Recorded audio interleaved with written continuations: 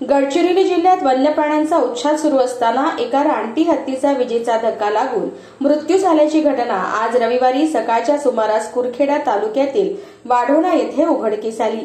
गावालगतच्या शेतात वीज प्रवाह सोडण्यात आला होता। त्यात कळपातील मादी हत्ती अडकल्याने तिचा जागीच मृत्यू झाला।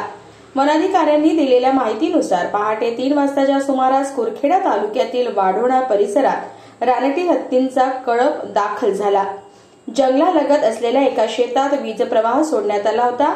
दरम्यान कळपातील एका मादी हत्तीला विजेचा जोरदार धक्का लागल्याने तिचा जागीच मृत्यू झाला।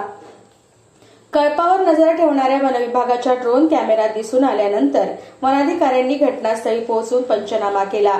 या प्रकरणी तपास सुरू करण्यात आला असून विजेचा प्रवाह सोडणाऱ्यांवर लवकरच कारवाई करण्यात येईल अशी माहिती देसाईगंज वनपरिक्षेत्र अधिकाऱ्यांनी दिली आहे। विजेच्या धक्क्याने हत्ती मृत्युमुखी पडल्याची बातमी परिसरात पसरताच हत्तीला बघणाऱ्या नागरिकांची गर्दी मोठ्या संख्येत घटनास्थळी पाहायला मिळाली।